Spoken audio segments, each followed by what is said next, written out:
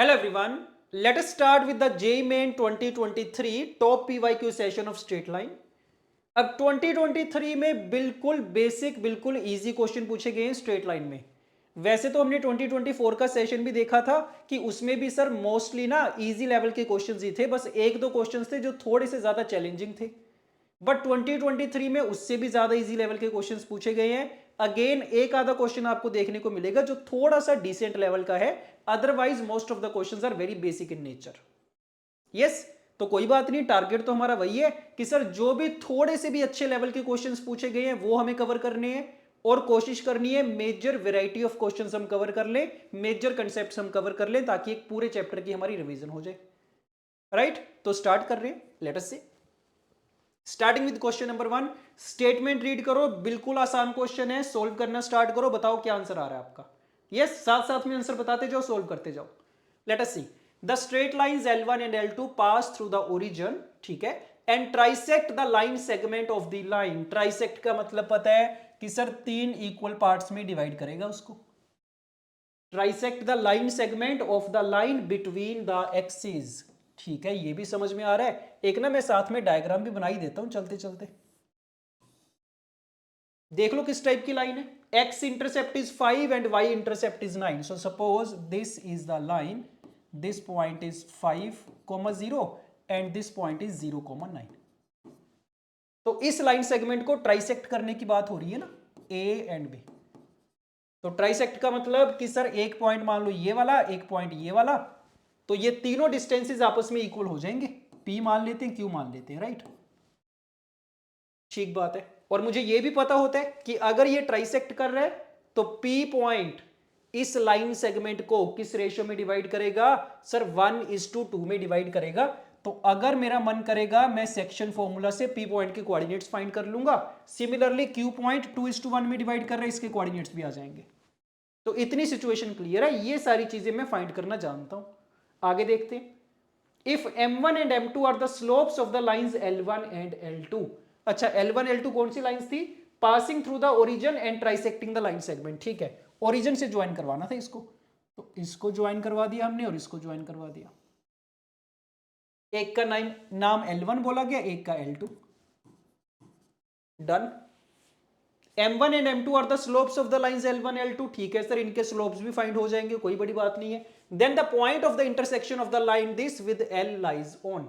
Ultimately क्या पूछा गया? पॉइंट ऑफ इंटरसेक्शन पूछा गया है इस लाइन का किसके साथ? With the given line L। क्या लग रहा है हो जाएगा सॉल्व? हो जाएगा सर बड़े इजीली।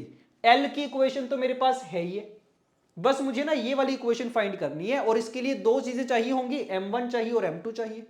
और m1 m2 क्या थे? इन लाइंस के स्लोप्स थे। तो एक पॉइंट तो मुझे पता ही है, ओरिजिन। बस मुझे करना क्या है ना, p और q के कोऑर्डिनेट्स फाइंड करने हैं। p और q आ गया तो इनके स्लोप्स भी आ जाएंगे, सारा कुछ पता चल जाएगा, आंसर आ जाएगा। यस, तो है ना बिल्कुल आसान क्वेश्चन, तो कर दो जल्दी से। क्या करना है? सेक्शन फॉर्मूला लगा देते हैं सर। चेक करो p के कोऑर्डिनेट्स क्या आएंगे। सो सेक्शन फॉर्मूला से p के कोऑर्डिनेट्स वुड बी 1:2 की रेशियो है, सो 1 × 5 + 2 × 0, 5/3। y कोऑर्डिनेट चेक करो, 18/3, ये p के कोऑर्डिनेट्स आ गए हैं। यस, सिमिलरली q के कोऑर्डिनेट्स 2:1 की रेशियो से कितने आएंगे? 10/3 एंड कोमा 9/3। कैलकुलेशन चेक करते जाना साथ में। p आ गया, q आ गया, तो स्लोप भी फाइंड कर ले। तो देखो L1 का स्लोप m1 कितना आएगा? y2 - y1 upon x2 - x1, सो 9/3 अपॉन 10/3, 9/10 आ गया। सिमिलरली सेकंड वाली लाइन का स्लोप चेक करो, 18/3 अपॉन 5/3, 18/5। बस सर हो गया। अब तो m1 आ गया, m2 आ गया, इस लाइन की इक्वेशन आ जाएगी y = m1 + m2 × x। दोनों का सम करके देखो कितना आएगा। 36/10, 45/10 आ रहा है शायद। सो 45/10 × x। 45/10 को थोड़ा सा अगर मैं सिंप्लीफाई करूंगा, कितना बन जाएगा ये? 9/2x। ये लाइन की इक्वेशन आ गई है। हमें क्या करना है? इस लाइन को L वाली लाइन के साथ सोल्व करना है। L वाली लाइन कौन सी थी? 9x + 5y = 45। कर देंगे। इंटरसेक्शन पॉइंट फाइंड करना है, कर दो जल्दी से। क्या होगा कि सर यहां से ना 9x = 2y आ रहा है, इसको मैं उठा के यहां पे पुट कर देता हूं। So what are we getting, 7y is equal to 45। सो y की वैल्यू आ गई 45/7। तो x कितना आ जाएगा, x will be equal to 2 into y by 9। So this is coming out to be 10/7. So the intersection point that we are getting is 10/7, 45/7. Done. और पूछा क्या गया था कि भाई ये वाला पॉइंट कौन सी लाइन के ऊपर लाई करेगा, पुट करके देख लो जल्दी से कौन सा मैच कर जाएगा। 6x माइनस वाई नहीं मैच करेगा सर, y माइनस एक्स, हाँ y माइनस एक्स मैच कर जाएगा। Option 3 would be correct. बिल्कुल बेसिक क्वेश्चन था, स्ट्रेट लाइन का यूज करा गया है, सॉरी सेक्शन फॉर्मूला का यूज करा गया और स्लोप के कंसेप्ट का यूज करा गया, that's it, done. Coming to the next question, let's see. A straight line cuts off the intercepts OA and OB on the positive direction of x axis and y axis respectively. Again एक diagram बना देता हूं मैं साथ में। तो straight line है, positive axis से इंटरसेप्ट कट कर रही है। सो लेट अस से this is OA and this is OB। ये वाला डिस्टेंस A दे रखा है, ये वाला डिस्टेंस दे रखा है B। Okay done. If the perpendicular from the origin O to this line makes an angle π/6 with the positive direction of y axis, इसको देख के बताओ कोई हिंट मिल रहा है क्या कि लाइन के ऊपर ना हमने परपेंडिकुलर ड्रॉ करा है ओरिजिन से और उस परपेंडिकुलर का मुझे कोई एंगल दे रखा है, makes an angle π/6 with the positive direction of y axis.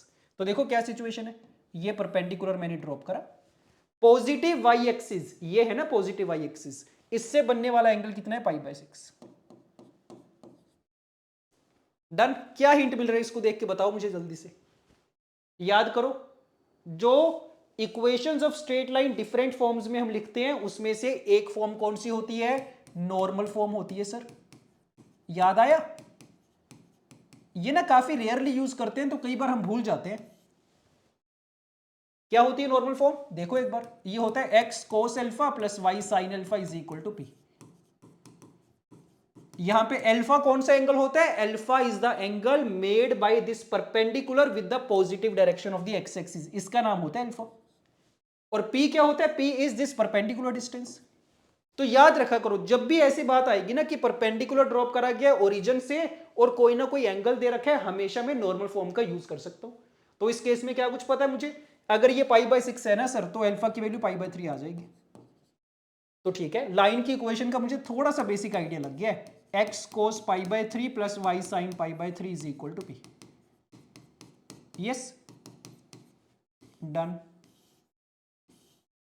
इतना आइडिया लग गया पहली स्टेटमेंट को देख के। आगे देखते हैं, area of triangle OAB is this, area भी गिवन है ट्राइंगल का, ठीक बात है, 98/√3 है। ए और बी की वैल्यू पूछेगी है finally, a² minus b² find करने। अब एरिया के लिए मुझे पता है कि सर ना राइट एंगल ट्राइंगल बन रही है, half into base into height का यूज कर सकते हैं। So base is a, height is b, so half AB is given to us. ठीक बात है, ये दो चीजें हैं मेरे पास। तो चेक करके बता दो, how to find the values of A and B। क्या लग रहा है, कैसे सोल्व करा जाए इनको, आगे लग रहा है आइडिया। हाँ जी सर, पता चल रहा है मुझे। क्या कि मैं क्या कर सकता हूं ना, कि लाइन की इक्वेशन तो मेरे पास है ही है। किसकी इक्वेशन है ये, ए बी लाइन की इक्वेशन ही तो है। और अगर ए बी लाइन की इक्वेशन है तो इसमें से मैं ए वाली वैल्यू भी फाइंड कर लूंगा, बी भी फाइंड कर लूंगा। चेक कर लेंगे एक्स एक्सिस को कहां पे इंटरसेक्ट कर रहा है, वाई को कहां पे कर रहा है, तो ठीक है बन जाएगी बात। चेक करो, cos π/3 की वैल्यू इज दिस, sin π/3 की वैल्यू इज दिस। थोड़ा सिंप्लीफाई कर रहा हूं पहले मैं, ठीक है हो जाएगा। So x plus √3y is equal to 2 times p। देख रहे हो, ए और बी यहां से फाइंड कर लूंगा मैं कि सर एक बार y को 0 पुट कर देंगे तो मतलब a के कोऑर्डिनेट्स क्या आ गए हैं 2p, 0, और एक बार x को 0 पुट कर दूंगा तो b के कोऑर्डिनेट्स क्या आ गए 0, 2p/√3। तो a की वैल्यू भी सर p की टर्म्स में आ गई है और b की वैल्यू भी p की टर्म्स में आ गई है। यहां पे पुट कर देता हूं मैं, p की वैल्यू आ जाएगी। और एक बार अगर p आ गया दैट मींस a भी आ गया, b भी आ गया, आंसर आ जाएगा मेरा। हो गया काम आसान, यस और नो। तो ठीक है, अब तो बच्चों वाला काम बचा है, कैलकुलेशन वाला पार्ट बचा, कर देते हैं जल्दी से, करो। सो 1/2 इंटू ए की वैल्यू कितनी है 2p, और b की वैल्यू कितनी 2p/√3, this is equal to this √3 cancel out, 2 cancel out, 2 into 49, so p square is equal to 49 आ गया। पी की वैल्यू कितनी आएगी 7 आएगी। नेगेटिव तो आ नहीं सकती क्योंकि परपेंडिकुलर डिस्टेंस को रिप्रेजेंट कर रहे हैं पी, तो ठीक बात है सर। पी की वैल्यू अगर 7 आ गई तो ए की वैल्यू क्या हो जाएगी 2 टाइम्स पी 14 हो गई, और बी क्या था 2 टाइम्स p/√3, 14/√3 हो गया। चेक कर लो ए स्क्वायर माइनस बी स्क्वायर कितना बनेगा, 14 स्क्वायर तो सर कॉमन आ गया, ब्रैकेट में 1 - 1/3, सो 398 बनेगा शायद, चेक करना एक बार, ऐसा कुछ बन रहा है 392 बनेगा, सॉरी 8 नहीं बनेगा, 2 से मल्टीप्लाई कर रहे हैं। So this would be the answer 392/3, option 1 would be correct. Done. तो इजी क्वेश्चन था, बस नॉर्मल फॉर्म का कंसेप्ट यूज हो गया जो कि काफी कम पूछा जाता है क्वेश्चंस के अंदर जनरली। अब कुछ लोग बोलेंगे कि सर अगर मुझे ये चीज नहीं पता नॉर्मल फॉर्म तो मैं क्या करूंगा, तो तब भी कॉमन सेंस से ना सोल्व कर सकते हैं हमेशा। देखो ध्यान से एक बार, ये जो मुझे डायग्राम दे रखी थी ये एंगल था π/6, ये एंगल आ गया π/3, तो अगर मैं कॉमन सेंस भी लगाऊंगा ना तो भी मुझे क्या समझ में आएगा कि सर इसको अगर मैं p मान के स्टार्ट कर लूं लेटस से, तो मैं ट्रिग्नोमेट्री का यूज कर सकता हूं इस ट्राइंगल के अंदर। देखो, सो इन ट्राइंगल OAP ये तो हाइपोटेन्यूज है, सो p की वैल्यू क्या बन जाएगी a टाइम्स cos π/3। सही बात है, p की वैल्यू आ गई है इसकी टर्म्स में। सिमिलरली OB, ये OAP था, yes. Similarly in triangle OBP फिर से मैं ट्रिग्नोमेट्री का यूज कर सकता हूं कि सर ये हाइपोटेन्यूज है ये बेस है, तो यहां से p की वैल्यू कैसी आ जाएगी, p की वैल्यू आ जाएगी, it would be b times cos of π/6। ये बात बताओ समझ में आ रही है क्या? तो हमने क्या करा, दोनों ट्राइंगल्स लेके ट्रिग्नोमेट्री का यूज कर दिया। अब ये भी p है ये भी p है, दोनों को मैं इक्वेट कर सकता हूं। So a times cos of π/3 is equal to b times cos of π/6। तो मुझे क्या मिल गया ना, डायरेक्टली a और b में रिलेशन मिल गया एक। चेक करो एक बार, क्या आ गया, a is equal to √3 times b आ गया। क्या करूंगा मैं, इस रिलेशन को यहां पे पुट कर दूंगा, a और b की वैल्यूज आ जाएंगी। तो वहां से भी कर सकते हैं, जरूरी नहीं है तुम्हें नॉर्मल फॉर्म की इक्वेशन पता हो, बट अगर याद होगी तो मुझे एक सही डायरेक्शन मिल जाएगी, ज्यादा सोचना नहीं पड़ेगा। यस, ठीक बात है। Okay, coming to the next question, if the point this lies on the curve traced by, यहीं से ना थोड़ा थोड़ा हिंट मिलना स्टार्ट हो गया। किसकी बात कर रहे हैं, पॉइंट कहां पे लाई कर रहा है, on the curve traced. Traced को देखते ही दिमाग में क्या आता है, लोकस वर्ड आता है सर। काफी चांसेस है लोकस की बात कर रहे होंगे। लोकस की डेफिनेशन यही होती है ना, the curve traced by the moving point. ठीक है, देखते हैं चलो। The point lies on the curve traced by the mid points of the line segments of the line this between the coordinate axis then alpha is equal to. तो ठीक है, समझ में आ रहा है क्या स्टेटमेंट है। ये लाइन सेगमेंट दे रखी है, इसका मिड पॉइंट पूछा गया, मिड पॉइंट का लोकस पूछा गया हमसे of the line segment of the line. ठीक है, आ रही बात समझ में? यस। तो इस लाइन का जो भी पोर्शन कोऑर्डिनेट एक्सिस के बीच में कट हो रहा है, तो सपोज ये हमारी स्ट्रेट लाइन है, x cos theta plus y sin theta is equal to 7। Locus का क्वेश्चन है, ध्यान देना।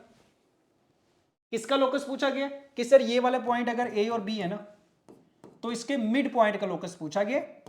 तो लोकस के क्वेश्चन में पहला स्टेप हमेशा क्या होता है, ध्यान से सुनना, जिनको भी लोकस के क्वेश्चन में प्रॉब्लम आती है ध्यान देना। पहला स्टेप होता है कि भाई जिसका भी लोकस पूछा गया उसके कोऑर्डिनेट्स h, k मान लेते हैं। तो p मिड पॉइंट था, इसके कोऑर्डिनेट्स मैंने मान लिए h, k। बस मेरा काम खत्म हो गया। अब लोकस की चिंता मत करो, अब जैसे तुम रेगुलर क्वेश्चन को सॉल्व करते हो वैसे ही करेंगे। जो जो कंडीशन तुम्हें दे रखी होंगी कंडीशन लगाते जाएंगे। तो पहली कंडीशन तो क्या है कि p is the mid point of AB। तो एक बात पक्की है कि मिड पॉइंट फॉर्मूला लगाना पड़ेगा मुझे, और अगर मिड पॉइंट फॉर्मूला लगाना है तो सर A के कोऑर्डिनेट्स चाहिए होंगे, B के कोऑर्डिनेट्स चाहिए होंगे। तो सोच के बताओ मुझे, can we find the coordinates of A and B? हाँ जी आ जाएगा सर, लाइन की इक्वेशन तो पता ही है। यस, तो लाइन की इक्वेशन पता है, एक बार x को 0 पुट कर देंगे, एक बार y को 0 पुट कर देंगे, A और B आ जाएगा। करो। तो A के कोऑर्डिनेट्स क्या आ रहे हैं, टेल मी। सो A के coordinates are coming out to b, y को 0 पुट करा तो 7 by cos theta comma 0।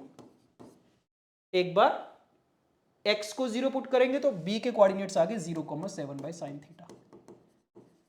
So let us apply the mid point formula. Check करो h की वैल्यू कितनी आएगी, x1 plus x2 by 2, so 7 by 2 cos theta, और k की value आ गई 7 बाई 2 साइन थीटा। लगा दिया हमने जो भी कंडीशन गिवन थी। अब फिर से लोकस पे वापस आते हैं। क्या सीखा था कि सर पहला स्टेप होता है h कोमा k मानने, उसके बाद जो कंडीशन दे रखी है लगा दो।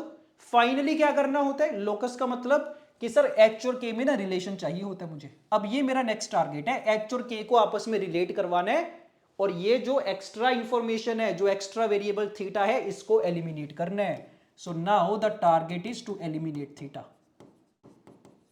ये एक स्टेप बचा है बस मेरा। कर सकते हैं थीटा को एलिमिनेट, बता दो देख के, कैन वी एलिमिनेट थीटा? हाँ जी, साइन थीटा आ गया, कोस थीटा आ गया, sine square theta plus cos square theta equal to 1 का यूज कर लेंगे, एलिमिनेट हो जाएगा। कौन सी बड़ी बात है, कर देते हैं। So sine square theta plus cos square theta equal to 1 लगा देते हैं। साइन थीटा की वैल्यू यहां से उठा लूंगा मैं, कितनी, 7 बाई 2 के। कोस थीटा की वैल्यू उठा लेंगे यहां से 7 बाई 2h, इसका स्क्वायर इज इक्वल टू 1। बन गई बात, कर दो सिंप्लीफाई। 49 बाई 4, 49 बाई 4 कॉमन आ जाएगा। फाइनली क्या करना होता है, रिप्लेसमेंट भी तो करनी होती है कि सर h को x से रिप्लेस कर देंगे, k को y से, तो कितना आ गया ये। So 1 by x square plus 1 by y square is equal to 4 by 49। ये आ चुका है मेरे पास locus of the mid points of the line segment. यहां तक कर लिया हमने। अब आगे देखो क्या बोला गया था, हमें तो अल्फा की वैल्यू फाइंड करनी थी। अल्फा क्या था, ये वाला पॉइंट दे रखा था, लोकस के ऊपर लाई करेगा, तो बस पता चल गया कि सर इस वाले पॉइंट को उठा के इसमें डाल देंगे, बात बन जाएगी। यस, तो कर दो, इसमें पुट कर दो। Put x is equal to alpha and y is equal to this 7 by root 3। तो 7 बाई रूट 3 पुट करेंगे, कितना आ जाएगा, रूट 3 बाई 7 का स्क्वायर, ऐसा कुछ आ गया। So we are getting 1 by alpha square is equal to 1 by 49। Alpha की दो पॉसिबल वैल्यूज आ गई हैं, +7 और -7। देख के बताओ आंसर में दोनों गिवन है या कोई एक ही गिवन है? अच्छा, प्रॉब्लम हो गई है सर, दोनों ही गिवन है आंसर में, तो 7 भी गिवन है, -7 भी। मतलब मुझे डिसाइड करना पड़ेगा दोनों में से कौन सा रखना है। तो अब सोच के बता दो मुझे कि भाई कोई ऐसी इंफॉर्मेशन मेरे पास क्वेश्चन में एक्स्ट्रा गिवन है जिसके बेसिस पे मैं किसी एक को रिजेक्ट कर पाऊं। देखो, अच्छा एक ये जो गिवन है ना सर क्वेश्चन में, इसका यूज नहीं करा मैंने, theta belongs to 0 to pi by 2। क्या लग रहा है, इसका कुछ सिग्निफिकेंस हो सकता है क्या? सोचो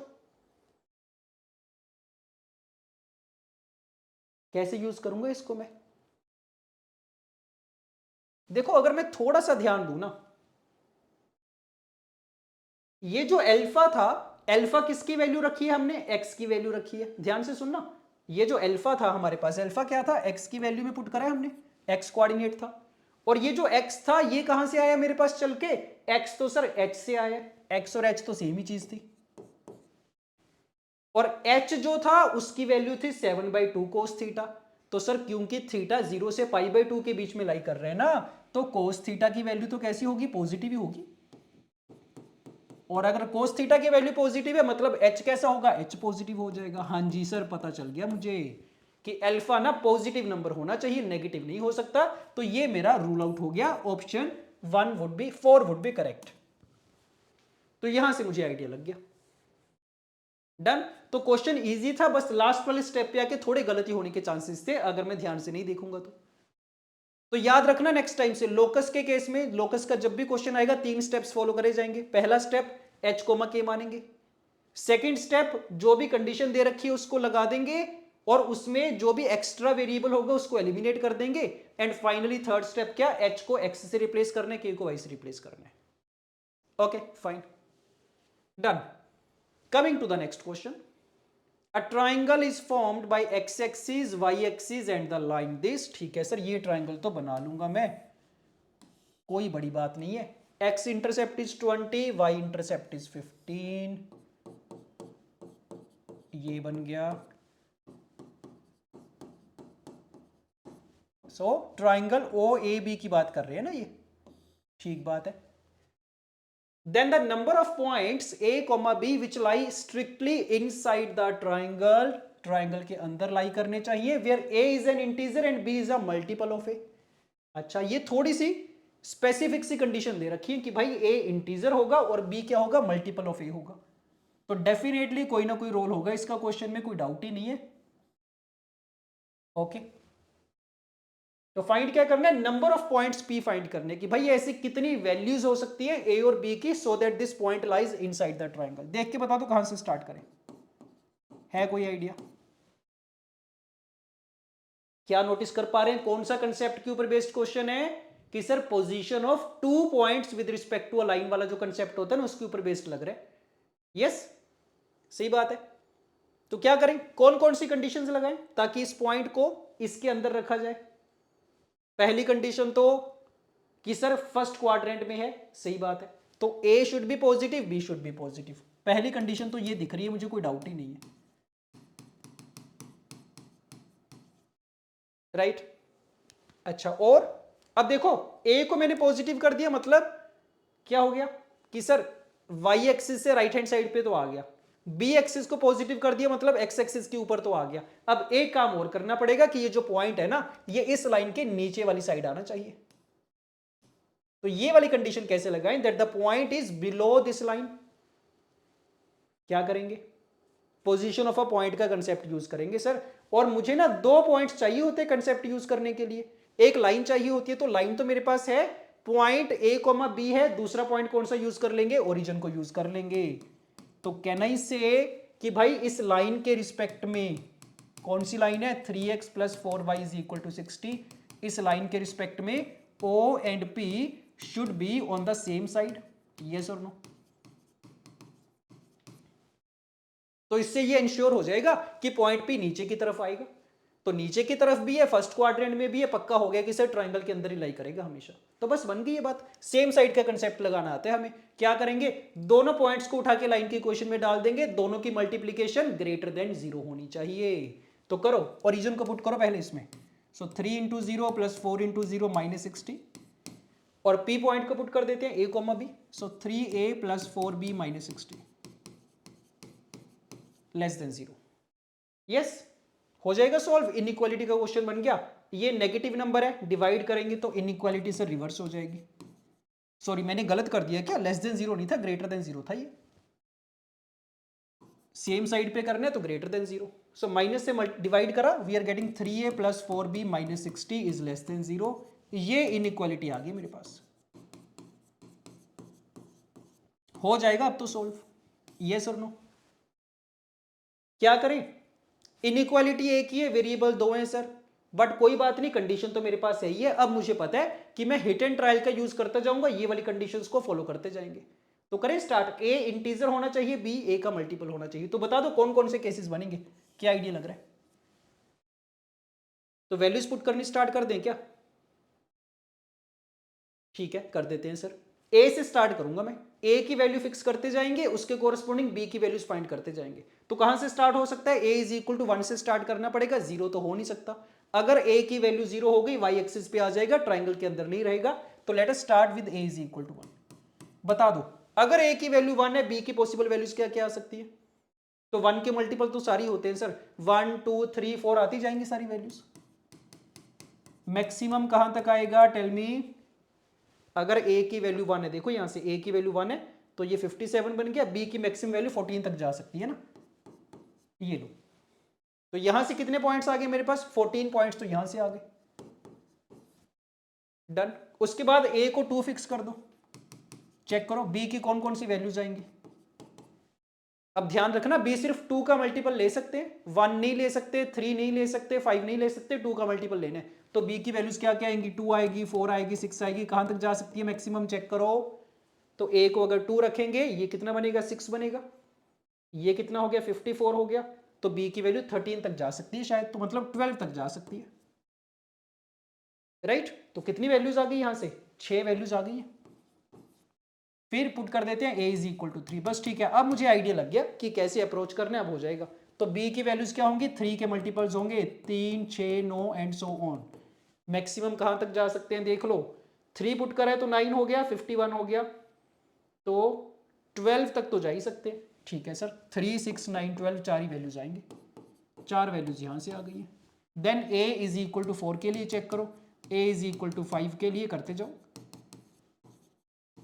मैक्सिमम कहाँ तक जा सकते हैं देखते हैं। चलो a इज इक्वल टू 4 के लिए बता दो कौन कौन सी वैल्यू जाएंगी। सारे लोग सोल्व करो, बता दो मुझे फाइनल आंसर क्या आ रहा है, जल्दी से करो कैलकुलेशन। a को 4 रखेंगे, b की वैल्यूज 4 आ सकती है, 8 आ सकती है, 32, 12 आ सकती है क्या b की वैल्यू, 48 बनेगा और 12 बनेगा, नहीं सर बराबर 60 हो जाएगा, नहीं आ सकती, दो ही वैल्यूज आएंगी यहां से। तो a इज इक्वल टू 5 के लिए चेक करो, b इज इक्वल टू 5 आ सकता है, 10 आ सकता है क्या, 40, हाँ जी 10 आ सकता है, 15 तो नहीं आएगा। a इज इक्वल टू 6 के लिए चेक करो, b की वैल्यू 6 आएगी, 12 आ सकती है क्या, नहीं 12 नहीं आ सकती, एक ही आएगा यहां से। a इज इक्वल टू 7 के लिए चेक करो, b की वैल्यू 7 आ सकती है क्या, 7 आ सकती है। 14 तो नहीं आएगी। a इज इक्वल टू 8 के लिए चेक करो, b की वैल्यू 8 आ सकती है क्या, हाँ जी 8 आ सकती है। a इज इक्वल टू 9 के लिए चेक करो, b की वैल्यू 9 आ सकती है क्या, नहीं आ सकती। इतने सारे केसेस आ गए मेरे पास, तो सिर्फ मैनुअल कैलकुलेशन करी गई और कुछ भी नहीं है। कर दो, सबको ऐड कर दो केसेस को। 14 plus 6 is 20, 24, 26, 28, 31, so the total number of such points would be 31। Done. तो कंसेप्ट वाइज अगर देखा जाए, एक ही कंसेप्ट था कि दो पॉइंट्स लाइन के रिस्पेक्ट में कैसे होंगे, सेम साइड पे या अपोजिट साइड पे, बाकी सारी मैनुअल केसेस बना के कैलकुलेशन करी गई है। और देखो ध्यान दो, इसमें तो क्या था ना, ट्राइंगल बड़ी सिंपल सी दे रखी थी, फर्स्ट क्वाड्रेंट वाली कंडीशन से भी काम चल गया मेरा। बट अगर रैंडम कोई भी क्वेश्चन आ जाए कि सर एक ट्राइंगल दे रखी है, देखना ध्यान से सुनना इसको भी, रैंडमली कोई भी क्वेश्चन आ गया, एक ट्राइंगल दे रखी है, मुझे ए बी सी पॉइंट्स पता है, और बता दिया जाए कि भाई एक पॉइंट P है, लेट अस से अल्फा कोमा अल्फा स्क्वायर, इस पॉइंट को हमेशा ट्राइंगल के अंदर लाई करना चाहिए। तो बता सकते हैं कैसे अप्रोच करते हैं इस टाइप के क्वेश्चंस को, टेल मी। ए पता है, बी पता है, सी पता है, find the values of alpha so that this point always lie inside the triangle. तो क्या स्टैंडर्ड कंसेप्ट क्या होता है, देखो ध्यान से, तीन कंडीशंस लगाई जाती हैं। पहली कंडीशन कि सर P पॉइंट और C पॉइंट दोनों ए बी के ना सेम साइड पे लाई करने चाहिए, ए बी के रिस्पेक्ट में P and C are on the same side, yes और नो, देख पा रहे हैं। दूसरी कंडीशन सेम तरीके से कि सर BC लाइन के रिस्पेक्ट में A और P should be lie on the same side, and similarly AC side के रिस्पेक्ट में point B and P should be on the same side. ये तीन कंडीशंस लगानी पड़ती है, तब जाके आंसर आता है। बट इस केस में क्योंकि फर्स्ट क्वाड्रेंट वाली कंडीशन से मेरी ये दो कंडीशन बड़े इजीली आ गई, तो मेरा काम आसान हो गया, एक बार ही मुझे केस लगाना पड़ा ये वाला। डन, ठीक बात है। तो ये चीज भी याद रखना, this is also very important. Okay fine, coming to the next question. Let B and C are the two points on the line y plus x equal to 0, y equal to minus x वाली line है, such that B and C are symmetric with respect to the origin. इसका मतलब बता दो मुझे देख के क्या होता है, दो पॉइंट्स ओरिजिन के अबाउट सिमेट्रिक हैं, क्या मतलब है इसका, पता है क्या? अगर ओरिजिन ना भी होता, कुछ और दे रखा होता तो भी, देखो मतलब क्या होता है ना, अगर दो पॉइंट्स है मेरे पास B एंड C और बोल दिया जाए कि ये दोनों पॉइंट्स किसी पॉइंट P के अबाउट सिमेट्रिक हैं, तो उसका मतलब हमेशा ये होता है that P will be the mid point of BC। ये इंटरप्रिटेशन होती है इसकी। तो फैंसी वर्ड सिमेट्रिक हो गया, बट अदरवाइज मिड पॉइंट बोला जा सकता है इसको। डन। तो इस केस में क्या सिचुएशन है, डायग्राम बना के देखिए एक बार, ध्यान देना। y is equal to minus x वाली लाइन थी सर, तो ये मान लो y is equal to minus x हो गई। B और C दो पॉइंट्स इस लाइन के ऊपर है और दोनों ओरिजिन के अबाउट सिमेट्रिक हैं, मतलब ओरिजिन उनका क्या हो जाएगा, मिड पॉइंट हो जाएगा। तो ये अगर ओरिजिन है, यहां पे पॉइंट B आ गया, यहां पे point C, it is the mid point. तो पहली स्टेटमेंट तो क्लियर है हमें, ठीक बात है। आगे चलते हैं। Suppose A is the point on the line this, इस वाली इंफॉर्मेशन को यूज करना आता है मुझे। जब भी एक पॉइंट एक लाइन के ऊपर दे रखा होता है, उसके कोऑर्डिनेट्स एक सिंगल वेरिएबल में मान लिए जाते हैं। तो A के कोऑर्डिनेट्स कैसे मान लेंगे, x कोऑर्डिनेट अगर अल्फा है, y विल बिकम 2 + 2 अल्फा, ठीक है। Such that triangle ABC is an equilateral triangle, equilateral triangle की कंडीशन आ गई है, ठीक है सर।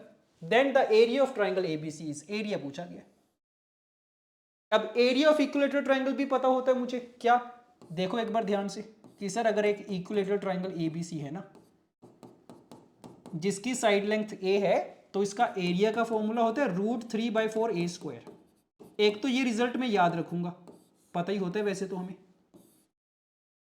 एक इंपॉर्टेंट चीज और होती है इक्विलेटरल ट्रायंगल के बारे में जो मुझे याद रखनी होती है कि इसकी जो हाइट होती है, लेट अस से h इज द हाइट, तो h और a के बीच में भी एक रिलेशन होता है। फाइंड आउट कर सकते हैं कि सर ये एंगल 60 डिग्री है, तो ट्रिग्नोमेट्री से आ जाएगा कि sin 60 is equal to h/a। तो रिलेशन क्या आ जाता होता है, that h is equal to √3a/2। तो ये दो बेसिक सी चीजें हैं जो याद रखा करो फॉर द इक्विलेटरल ट्रायंगल। तो दैट मीन्स अगर मेरे से एरिया पूछा गया है तो या तो मैं साइड लेंथ फाइंड करने की ट्राई करूंगा या फिर हाइट फाइंड करने की ट्राई करूंगा, दोनों में से कुछ भी आ जाए मेरा एरिया आ जाएगा। यस, ये थॉट प्रोसेस होता है फॉर द इक्विलेटरल ट्रायंगल। तो ठीक है, अब ट्राई करते हैं, एक बार डायग्राम बना लेते हैं। ट्रायंगल एबीसी चाहिए मुझे इक्विलेटरल ट्रायंगल। मान लो ये है पॉइंट ए हमारा, alpha, 2 + 2 alpha. This should be the equilateral triangle.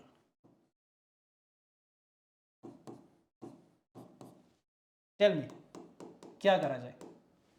How should we start? Area चाहिए मुझे ट्राइंगल का। अच्छा, इस लाइन की इक्वेशन भी तो गिवन थी ना मुझे, y is equal to -x।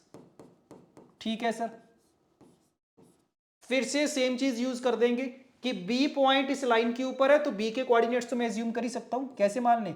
x अगर बीटा है, y विल बिकम -बीटा। और देखो अगर B के कोऑर्डिनेट्स आ गए तो C के भी आ जाएंगे। क्यों? Because O is the mid point, origin mid point है, तो मिड पॉइंट फॉर्मूला लगा देंगे, C के भी आ जाएंगे। नहीं तो सिमेट्री से बता सकते हैं C के कोऑर्डिनेट्स क्या हो जाएंगे, उल्टे हो जाएंगे, -बीटा, बीटा। तो A आ गया मेरे पास, B आ गया, C आ गया। फाइंड क्या करना है मुझे? एरिया फाइंड करना है। बताओ क्या करें, है कुछ idea? How to use the condition that this is an equilateral triangle. क्या करना होता है इक्विलेटरल ट्राइंगल में? देखो ध्यान से समझो, दो तरीके हो सकते हैं इक्विलेटरल ट्राइंगल को यूज करने के। पहला तरीका तो क्या कि सर तीनों साइड्स को बराबर करूंगा मैं, ए बी बराबर बी सी बराबर सी ए कर देंगे, एक तो ये तरीका होता है। दूसरा तरीका ईच एंगल इज 60 डिग्री। ये दो तरीके होते हैं जनरली इक्विलेटरल ट्राइंगल की कंडीशन को यूज करने के। तो इसमें भी मुझे क्या दिख रहा है कि एक मेथड तो मेरे पास क्या हो सकता है ना कि सर डिस्टेंस फॉर्मूला लगा के सबको इक्वल कर देते हैं। ए बी वाला डिस्टेंस, बी सी वाला डिस्टेंस और ए सी वाला डिस्टेंस, तीनों को इक्वेट कर दें क्या? यस। तो यहां से मेरे पास क्या आएगा, a b is equal to b c करेंगे, ए की इक्वेशन आ जाएगी, और a b is equal to a c करेंगे, दूसरी इक्वेशन आ जाएगी। अल्फा बीटा में दो इक्वेशंस है, इनको सोल्व कर दिया जाएगा, आंसर आ जाएगा। सही बात है, कुछ नहीं दिमाग लगाया, इक्विलेटरल ट्रायंगल थी, सारी साइड लेंथ को बराबर कर दिया, दो इक्वेशन आ गई, दोनों को सोल्व कर देंगे। एक तो ये तरीका हो गया, बट इसमें मुझे पता है कि कैलकुलेशन थोड़ी सी ज्यादा बन जाएगी डिस्टेंस फॉर्मूला अगर यूज करेंगे। एक दूसरा तरीका क्या हो सकता है, थोड़ा दिमाग लगाएंगे। देखो ध्यान से, क्या सीखा था हमने कि सर अगर एरिया फाइंड करने ना, या तो ए मिल जाए या फिर एच मिल जाए, दोनों में से कोई एक चीज मिल जाए। इसमें ट्राई करके देखते हैं। ये हमारा ए है, ए तो नहीं मिलेगा सर, डिस्टेंस फॉर्मूला लगाना पड़ेगा। एच के बारे में सोच के देखते हैं, इसकी अगर मैं हाइट ड्रॉ करूं कैसी बनेगी, लेट्स सी। सोच के देखो, देखो अगर मैं ए और ओ को ज्वाइन करूंगा ना, तो क्योंकि ओ मिड पॉइंट था, दैट मींस एओ क्या बन जाएगा, मीडियन बन जाएगा। और इक्विलेटरल ट्रायंगल में तो मीडियन और ऑल्टीट्यूड बराबर ही होते हैं, तो ये परपेंडिकुलर भी होगा, तो ये हमारी हाइट बन गई है। यस, सही बात है। अच्छा, अब इसकी लेंथ फाइंड करनी है, कैसे करें? तो हो जाएगा सर, इसकी तो ना मैं इक्वेशन फाइंड कर सकता हूं। क्यों? क्योंकि ओरिजिन से पास कर रही है और इसके परपेंडिकुलर है, तो इसकी इक्वेशन तो क्या हो जाएगी, y is equal to x हो जाएगी, सिंपली पता चल रहा है मुझे। तो बन गई है बात। अगर इस लाइन की equation y is equal to x है, दैट मींस ए पॉइंट भी इसको सेटिस्फाई करेगा। So alpha is equal to 2 + 2 alpha, alpha की वैल्यू -2 आ गई है। तो ए के कोऑर्डिनेट्स क्या आ गए, -2, -2। तो मतलब डायग्राम हमने गलत बनाई है, जो ए पॉइंट था वो थर्ड क्वाड्रेंट में आना चाहिए था, बट कोई बात नहीं, ए के कोऑर्डिनेट्स आ गए हैं। अगर ए आ गया तो ओ ए के बीच में डिस्टेंस फॉर्मूला लगा के हाइट आ जाएगी मेरे पास। तो कितनी आ गई, √4 + 4 2√2 आ गई। डन, एच की वैल्यू आ चुकी है मेरे पास, आ जाएगा आंसर। अब तो एच आ गया तो ए फाइंड कर लूंगा सर मैं। एच की वैल्यू क्या होती थी, √3a/2, तो यहां से a आ जाएगा, कितना आ गया a, 4√2/√3 आ गया। यस, और अगर a आ गया तो एरिया भी आ जाएगा। So the area is going to be √3/4 into a square, इसका स्क्वायर कर देंगे 32/3, ऐसा कुछ आ रहा है। So 8/√3 would be the answer. Check करो मैच कर रहे हैं क्या। सो हाँ जी, option 3 would be correct. Done. तो ये चीज याद रखना हमेशा कि जब भी इक्विलेटरल ट्रायंगल आएगी, या तो मैं तीनों साइड्स को बराबर करूंगा, या फिर each angle equal to 60 degree वाली कंडीशन लगा दूंगा, जैसे भी आपका मन करे कर लेना। Okay done. Coming to the next question, a light ray emits from the origin. याद आया कुछ 24 वाले सेशन में डिस्कस करा था कि सर जब भी लाइट रे वाले क्वेश्चन आते हैं ना, रिफ्लेक्शन वाले क्वेश्चन आते हैं, हमेशा क्या करना होता है कि अगर ये सिचुएशन है इंसिडेंट रे रिफ्लेक्टेड रे, हमेशा क्या करा जाता है, इंसिडेंट रे के ऊपर एक पॉइंट लिया जाता है, उसकी मिरर इमेज ली जाती है, और ये जो मिरर इमेज वाला पॉइंट होता है ये इसके ऊपर लाई करता है। हमेशा ये कंसेप्ट यूज करा जाता है। तो यही काम यहां पे करेंगे, कोई डाउट ही नहीं है। जो मर्जी इंफॉर्मेशन दे दी जाए, जो मर्जी पूछ लिया जाए, I will always use this concept. Yes, पढ़ के देखते हैं। A light ray emits from the origin making an angle 30 degree with the positive x axis. क्या मतलब है इसका कि सर मुझे तो ना पूरी लाइन की इक्वेशन दे दी गई है, पॉइंट भी दे दिया और स्लोप भी दे दिया tan 30 डिग्री, तो इक्वेशन कितनी आ गई, y is equal to m into x. लो सीधी सीधी इक्वेशन दे रखी है मुझे। सो y is equal to x/√3। तो एक लाइट रे यहां से आ रही है, इस लाइन के अलोंग आ रही है। After getting reflected by the line this, if this ray intersects x axis at q then the abscissa of q is. तो एक रफ डायग्राम बना लेते हैं कि ये इंसिडेंट रे आई जिसकी इक्वेशन मुझे पता है, y is equal to x/√3, कौन सी लाइन पे स्ट्राइक करी, x plus y is equal to 1, इस पॉइंट A पे स्ट्राइक कर रही है मान लो, और वापस रिफ्लेक्ट करके Q पॉइंट से पास कर रही है, और Q पॉइंट कहां पे है, x एक्सिस पे। तो इसके कोऑर्डिनेट्स कैसे होंगे, अल्फा 0 टाइप के। सो पूछा क्या गया, एब्सिसा ऑफ Q पूछा गया। एब्सिसा का मतलब x coordinate. So the target is to find the value of alpha. इतनी इंफॉर्मेशन है मेरे पास। इंसिडेंट रे की इक्वेशन है, मिरर वाली जो लाइन है इसकी इक्वेशन है x plus y is equal to 1, और Q पॉइंट के x कोऑर्डिनेट की वैल्यू पूछी गई है। बता दो कहां से स्टार्ट करें।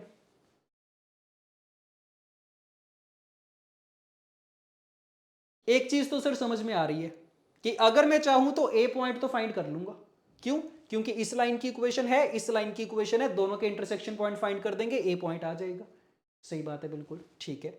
एक पॉइंट तो आ गया, और दूसरा पॉइंट कहां से आएगा, ये वाला कंसेप्ट भी तो यूज कर सकते हैं ना सर, ये भी है मेरे पास। तो क्यों ना एक काम करें, इस इंसिडेंट रे के ऊपर एक पॉइंट एज्यूम कर लेते हैं। कौन सा पॉइंट लेना चाहोगे बता दो। लाइन की इक्वेशन तो है ही है, जितने मर्जी पॉइंट चाहो तो ले सकते हैं। तो मैं तो 0,0 ले लेता हूं, सबसे आसान 0,0 ले लिया। तो इसके मिरर इमेज लेना चाहूंगा मैं इस लाइन के अंदर। फाइंड करो क्या आएंगे P डैश के कोऑर्डिनेट्स। तो मुझे पता है, फिर मैं क्या कर दूंगा कि सर P डैश आ जाएगा, A आ जाएगा, लाइन की पूरी इक्वेशन आ जाएगी। अगर इक्वेशन आ गई तो अल्फा की वैल्यू भी आ जाएगी। तो ये थॉट प्रोसेस है, ये सारे स्टेप्स फॉलो करने। कैलकुलेशन बची है, कर दो कंप्लीट जल्दी से। P डैश के कोऑर्डिनेट्स फाइंड कर रहे हैं, अल्फा कॉमा बीटा मान लो, सॉरी कुछ और मान लो, H कॉमा K मान लो। तो मेरे पास एक डायरेक्ट फॉर्मूला होता है इमेज के लिए, वो वाला यूज करूंगा मैं। तो क्या, x2 minus x1 upon a, a is the coefficient of x, y2 minus y1 upon b is equal to -2 ax1 plus b y1 plus a। तो 0,0 यहां पे पुट करेंगे upon a square plus b square. So h की value शायद 1 आ गई है, k की value भी 1 आ गई है। तो ठीक बात है, p डैश के कोऑर्डिनेट्स आ गए 1,1। ए के कोऑर्डिनेट्स भी फाइंड कर लो। ए के कोऑर्डिनेट्स के लिए दोनों को सॉल्व करना पड़ेगा, x plus y is equal to 1 और y is equal to x/√3। कर लेते हैं सॉल्व। y की जगह x/√3 पुट कर दो। सो x की वैल्यू कितनी आ गई है, √3 अपॉन √3 प्लस 1। तो y की वैल्यू कितनी आ जाएगी, 1/√3 प्लस 1। सो a के कोऑर्डिनेट्स भी मेरे पास आ चुके हैं। यस, अब हो जाएगा सॉल्व। ए आ गया, पी आ गया, अल्फा की वैल्यू फाइंड करेंगे। क्या कंडीशन लगा देंगे कि सर तीनों पॉइंट्स ना कोलिनियर हैं, P dash A and Q R collinear. और कोलिनियर की कंडीशन लगानी आती है कि सर या तो मैं स्ट्रेट लाइन की इक्वेशन लिख लूंगा पूरी की पूरी ए और पी डैश की हेल्प से, क्यू को इसमें पुट करवा देंगे, या फिर बेस्ट तरीका क्या होता है, स्लोप की हेल्प ले सकते हैं कि सर पी डैश ए का जो स्लोप होगा that will be equal to the slope of P dash Q. दो स्लोप्स को इक्वेट कर दो, बात बन जाएगी। बस कैलकुलेशन बची है, कर दो जल्दी से। पी डैश ए का स्लोप कितना, ये पी डैश है, ये ए है, so 1 minus 1/√3 plus 1 upon 1 minus √3 upon √3 plus 1, this is equal to P dash Q का स्लोप चेक करो 1 अपॉन 1 माइनस अल्फा, यहां से अल्फा की वैल्यू आएगी जो भी आएगी। कर दे कैलकुलेशन पूरी, चेक करो। एलसीएम लेंगे, ऊपर कितना आ गया √3 और नीचे कितना आ गया 1 आ गया, is equal to 1 upon 1 minus alpha. So 1 minus alpha की वैल्यू आ चुकी है, दैट मीन्स अल्फा की वैल्यू आ गई। चेक करो ऑप्शंस में गिवन है क्या ये √3 माइनस 1 अपॉन √3, टेल मी। नहीं सर ये तो नहीं है, और देखो सारे ऑप्शंस में ना डिनोमिनेटर में दे रखा है इरेशनल वाला पार्ट, मतलब क्या करना पड़ेगा मुझे, रैशनलाइज करना पड़ेगा। √3 प्लस 1 से मल्टीप्लाई डिवाइड कर देते हैं, तो कितना बन गया, ये ऊपर तो बन गया 2, नीचे बन गया √3 इंटू √3 प्लस 1। ये चेक करो ऑप्शंस में है क्या, तो हाँ जी ऑप्शन 2 मैच कर जाएगा, 2 अपॉन 3 प्लस √3 वही आ रहा है हमारा भी। डन, ठीक बात है। तो अगेन अगर मुझे ये कंसेप्ट की क्लैरिटी है कि मुझे इमेज लेके सोल्व करने, मेरे लिए बड़े ज्यादा आसान हो जाते हैं ये क्वेश्चन। नहीं तो फिर मैं वही बैठ के सोचूंगा उस टाइम पे कि सर मैं तो थीटा थीटा इक्वेट करूंगा बैठ के, उसमें कंफ्यूजन हो जाएगी, कई बार हो पाएगा, कई बार नहीं हो पाएगा। तो एक यूनिवर्सल कंसेप्ट याद रखेंगे जो हमेशा यूज करा जाएगा। Okay done. Coming to the next question, circumcentre की बात आ गई, ठीक है, सेंटर्स के क्वेश्चन स्टार्ट हो गए। Let C alpha comma beta is the circumcenter of the triangle formed by the lines this and this. तीनों साइड्स की इक्वेशन गिवन है, then we have to find alpha beta। तो बिल्कुल straight forward question है, तीनों sides की equation है, मुझे सर्कमसेंटर फाइंड करना है। क्या करने, याद करो सर्कमसेंटर फाइंड करने का जनरल तरीका क्या होता था,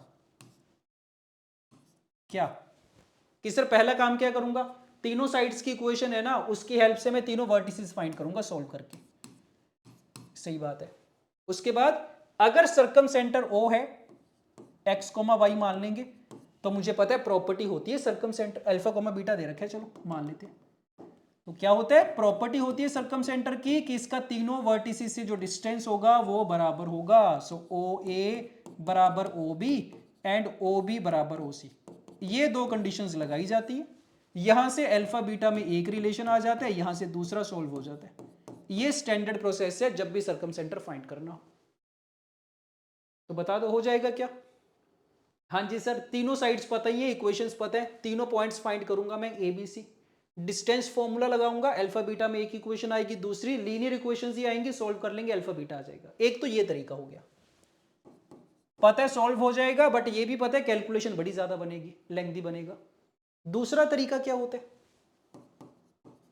देखो जब भी सर्कम सेंटर की बात आए ना, एक चीज बड़े ध्यान से सुनना, जब भी सर्कम सेंटर की बात आए या ऑर्थो सेंटर की, तो पहला स्टेप हमेशा क्या किया करो ना, चेक कर लिया करो ट्राइंगल कैसी है, कोई स्पेशल टाइप की ट्राइंगल बन रही है क्या। स्पेशल टाइप की ट्राइंगल का मतलब कई बार क्या होता है ना भाई, इक्विलेटरल ट्राइंगल बन रही होती है। इक्विलेटरल ट्राइंगल की खास बात क्या होती है कि उसमें तो सारे सेंटर्स ही सेम होते हैं। तो अगर बाय चांस मुझे पता चला कि ये इक्विलेटरल ट्राइंगल है, तो फिर मैं सर्कम सेंटर फाइंड करने के लिए इतनी मेहनत नहीं करूंगा, फिर तो मैं सेंट्रोइड का फॉर्मूला लगा दूंगा, वही मेरा सर्कम सेंटर हो जाएगा, काम ही खत्म हो गया। सिमिलरली अगर ऑर्थो सेंटर फाइंड करने के लिए बोला गया, पहले मैं चेक करूंगा इक्विलेटरल ट्राइंगल बन रही है क्या, अगर इक्विलेटरल बन रही होगी तो मैं तो सेंट्रोइड फाइंड करके आ जाऊंगा, वही ऑर्थो सेंटर हो जाएगा। तो पहले ये चेक कर लेंगे। अगर इक्विलेटरल नहीं बन रही, कई बार क्या होता है राइट एंगल ट्राइंगल बन रही होती है, ये भी स्पेशल केस है। इसकी खास बात क्या होती है कि सर राइट एंगल ट्राइंगल में क्या होता है ना, जिस एंगल पे 90 डिग्री बन रहा होता है वो वाला हमारा ऑर्थो सेंटर हो जाता है directly,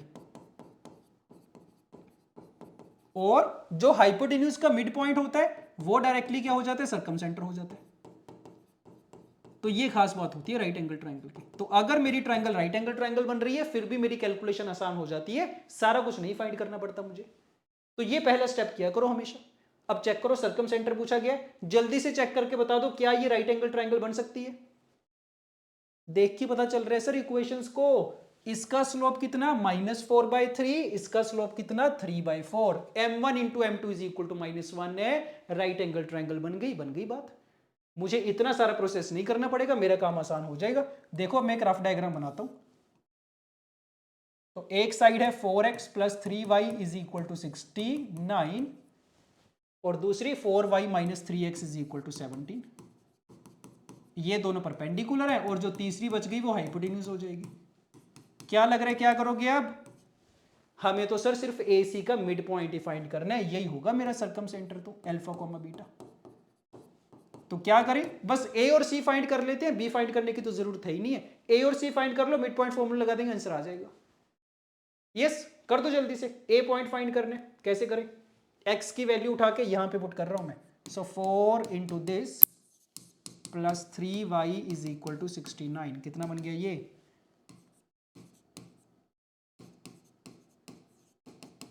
so we are getting 25y is equal to 175। y की वैल्यू आ गई है 7, और अगर y की वैल्यू 7 है तो x की वैल्यू कितनी हो जाएगी? 61 - 12 हो जाएगी। तो एक पॉइंट तो आ चुका है 12,7। यस, एंड सिमिलरली C वाला पॉइंट क्या आ जाएगा इन दोनों को सोल्व करने? तो अगेन x की वैल्यू पुट कर रहा हूं मैं। This is equal to 17। So फिर से चेक कर लो, 25y is equal to 17, this is 200। So y की वैल्यू इस केस में 8 आ गई है, और अगर y की वैल्यू 8 है तो x की वैल्यू 5 आ जाएगी। So this point is 5,8। दोनों के दोनों वर्टिसेस आ गई हैं। अल्फा कोमा बीटा क्या आ जाएगा मिड पॉइंट फॉर्मूला से? So alpha is equal to 17/2 and beta is equal to 15/2। Calculation करना, अल्फा बीटा की वैल्यू रखना, यस, चेक कर लेना कौन सा ऑप्शन मैच करेगा। डन। तो फाइंड करना सबको आता है, सर्कम सेंटर कैसे फाइंड करते हैं, ऑर्थो सेंटर कैसे करते हैं। बस टाइम सेव करने के लिए ये एक ट्रिक याद रखना, पहले चेक कर लिया करो कोई स्पेशल टाइप के ट्रायंगल बन रही है कि नहीं बन रही। Okay, done. Coming to the next question, the equations of the sides AB, BC and C of triangle ABC। Again तीनों साइड्स की इक्वेशन दे रखी है। अच्छा, बट इसमें ना दो अननोन्स दिख रहे हैं सर मुझे, P और A, और A नॉट इक्वल टू 0 है, ध्यान रखेंगे कोई ना कोई यूज हो सकता है इसका। तो ठीक है, तीनों साइड्स की इक्वेशन है, कुछ अननोन्स भी गिवन है। Let P is the centroid of the triangle. Centroid की बात आ गई। सेंट्रोइड को देख के क्या समझ में आता है कि सर या तो फॉर्मूला यूज होगा x1 + x2 + x3/3 वाला, या प्रॉपर्टी यूज होगी 2:1 वाली। ठीक है, तो तीनों साइड्स की इक्वेशन गिवन है, सेंट्रोइड गिवन है, पूछा क्या गया BC² की वैल्यू पूछी गई है, लेंथ पूछी गई है BC की। एक डायग्राम बनाते हैं, हो तो जाना चाहिए, आसानी लग रहा है क्वेश्चन तो। ABC क्या कुछ गिवन है? AB की इक्वेशन गिवन है 2x + y = 0। BC की इक्वेशन गिवन है x + py = 21a, और AC की इक्वेशन गिवन है ये। और क्या गिवन है? सेंट्रोइड गिवन है 2, a। ठीक बात है, तो क्या करोगे? लग रहा हो जाएगा, हो ही जाएगा सर। देखो मुझे ना समझ में आ रहा है, बिल्कुल डायरेक्ट क्वेश्चन है। मेथड 1 क्या कि सर कुछ सोचते ही नहीं है, तीनों साइड्स की इक्वेशन मेरे पास है, मैं क्या करूंगा तीनों को आपस में सोल्व कर लूंगा। A आ जाएगा मेरे पास, B आ जाएगा, C आ जाएगा। सो मेथड 1 तो सिंपली क्या है कि भाई ABC को फाइंड कर लो डायरेक्टली। उसके बाद क्या करेंगे? ABC फाइंड हो गया तो सेंट्रोइड का फॉर्मूला लगा देंगे। नहीं, कितनी इक्वेशंस आ जाएंगी मेरे पास बता दो जब सेंट्रोइड का फॉर्मूला लगाएंगे? x1 + x2 + x3/3, y1 + y2 + y3/3। इसको किसके साथ इक्वेट करना है? हमें दे रखा है सेंट्रोइड तो 2, a है, इसके साथ इक्वेट कर देंगे। तो देख पा रहे हो, दो इक्वेशंस आ जाएंगी सर। x कोऑर्डिनेट्स को जब इक्वेट करेंगे, y कोऑर्डिनेट्स को जब इक्वेट करेंगे। दो इक्वेशंस हैं और अननोन्स कितनी है? दो ही तो अननोन्स है, a और p। इनको सॉल्व कर देंगे, a की वैल्यू भी आ जाएगी, p की वैल्यू भी आ जाएगी। एक तो ये तरीका हो गया, बिल्कुल straight forward. But again calculation पता है खूब सारी बनेगी, क्योंकि सर अननोन्स आ गए हैं ना, तो जब पॉइंट ऑफ इंटरसेक्शन फाइंड करने बैठेंगे बड़े कॉम्प्लिकेटेड से आएंगे वो। उसके बाद ये वाली जो इक्वेशंस बनेंगी उनको भी फिर सोल्व करना पड़ेगा बैठ के, तो बड़ा ज़्यादा लंबा प्रोसेस हो जाएगा ये, तो कोई डाउट नहीं है। तो कोशिश करते हैं कोई अगर शॉर्ट मेथड मुझे मिल पाए तो। शॉर्ट मेथड क्या हो सकता है सोच के देखते हैं। देखो मैं ना एक काम करूंगा, ए पॉइंट तो चलो मैं फाइंड कर ही लेता हूं, दोनों की दोनों कंप्लीट इक्वेशंस है मेरे पास। चेक करो ए कोऑर्डिनेट कितना आ रहा है, 1, -2 आ जाएगा शायद। हाँ जी ठीक है, देख के पता चल रहा है x is 1 y is -2 satisfy कर रहा है। ए पॉइंट तो आ गया। अब मैं बी पॉइंट फाइंड नहीं करूंगा इनको सोल्व करके, मैं सिंपली बोल दूंगा कि भाई बी पॉइंट ना इस लाइन के ऊपर लाई कर रहा है, तो इसके कोऑर्डिनेट्स मान लेते हैं। कैसे होंगे, x is alpha y is -2 alpha. Similarly C point क्योंकि इस लाइन के ऊपर लाई कर रहा है, इसके कोऑर्डिनेट्स मान लूंगा मैं। x कोऑर्डिनेट अगर बीटा है, y विल बी बीटा -3। तो दो नए वेरिएबल मैंने इंट्रोड्यूस कर लिए, अल्फा और बीटा। अब क्या करेंगे, अब लगा देंगे सर सेंट्रोइड का फॉर्मूला। तो देखो लगाते हैं सेंट्रोइड का फॉर्मूला। एक्स कोऑर्डिनेट कितना, अल्फा प्लस बीटा प्लस 1/3। ये किसके बराबर हो जाएगा, 2 के बराबर दे रखा है मुझे सेंट्रोइड। और वाई कोऑर्डिनेट क्या, -2 अल्फा -2 प्लस बीटा -3/3। ये किसके बराबर है, ए के बराबर है। यस तो दो इक्वेशंस है, 3 वेरिएबल्स है, कोई बात नहीं सॉल्व करने की ट्राई करते हैं। अल्फा प्लस बीटा कितना आ गया, 5 आ गया। -2 अल्फा प्लस बीटा कितना आ गया, 3a + 5 आ गया। क्या करेंगे इनका, तीनों वेरिएबल तो फाइंड करना पॉसिबल नहीं है, एक काम करते हैं सिर्फ अल्फा और बीटा की वैल्यू फाइंड कर लेते हैं ए की टर्म्स में। अल्टीमेटली तो मुझे ए ही चाहिए ना, तो अल्फा बीटा फाइंड करो जल्दी से। दोनों इक्वेशन को सब्ट्रैक्ट कर रहा हूं मैं सिंपली। क्या बनेगा, सब्ट्रैक्ट करके we are getting this minus this, so 3 alpha is equal to -3a आएगा शायद। सो अल्फा की वैल्यू आ गई -a, और अगर अल्फा की वैल्यू -a आएगी तो बीटा कितना आ गया, 5 + a आ गया। अल्फा बीटा की वैल्यूज मैंने फाइंड कर ली। क्या लग रहा है सोल्व हो जाएगा, अब हो जाएगा सर। क्यों, क्योंकि अभी और भी कंडीशंस लगाना बाकी है। क्या, कि बी पॉइंट इस लाइन के ऊपर भी लाई कर रहा है। तो सोच के देखो, अगर बी पॉइंट को मैं लाइन के ऊपर लाई करवाऊंगा तो क्या आएगा मेरे पास, alpha plus -2p alpha is equal to 21a, ये आएगा। बी को सेटिस्फाई करवा दिया, अल्फा की वैल्यू मेरे पास है, ये पुट कर देता हूं मैं। So -a + 2ap is equal to 21a। एक इक्वेशन आ गई है ए और पी में। सिमिलरली सी पॉइंट को सेटिस्फाई करवाएंगे लाइन के अंदर, क्या बनेगा, एक्स की जगह बीटा प्लस वाई की जगह beta -3 is equal to p into a. Beta की वैल्यू मेरे पास है 5 + a, पुट कर दूंगा मैं, ये चीज आ गई। तो ये दो इक्वेशंस है, दोनों को सोल्व करके ए और पी फाइंड करने की ट्राई कर लेंगे, हो जाएगा। और इनफैक्ट मुझे तो दिख रहा है मेरा काम आसान हो गया कि सर इसमें तो ना ए कॉमन है सब में, तो ए से डिवाइड ही कर देते हैं सारी इक्वेशन को। और याद करो मुझे गिवन था ए नॉट इक्वल टू 0, तो क्योंकि नॉन जीरो नंबर है डिवाइड करवाना पॉसिबल है, करवा देते हैं। सो ए से डिवाइड करवाएंगे, क्या बचा मेरे पास, so -1 is equal to 2p plus sorry -1 plus 2p is equal to 21। p की वैल्यू 11 आ गई है शायद। इस 11 को मैं यहां पे पुट कर देता हूं, कितना आ गई है, 5 + a + 22 + 11a is equal to 11।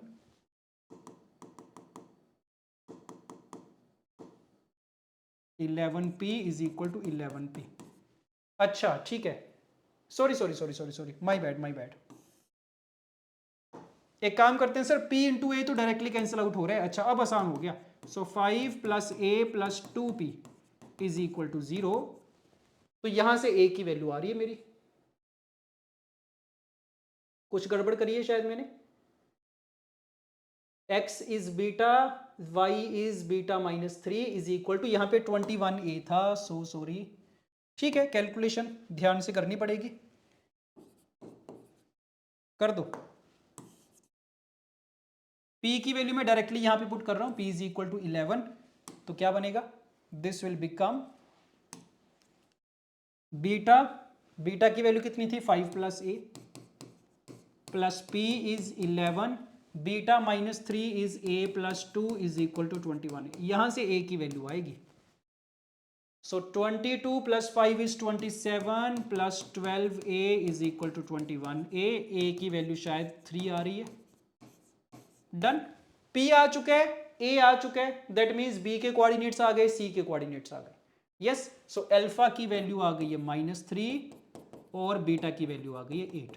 Put कर देना अल्फा और बीटा की वैल्यूज, b आ जाएगा, c आ जाएगा, पूछा क्या गया था, bc की लेंथ का स्क्वायर पूछा गया था, डिस्टेंस फॉर्मूला से आ जाएगा।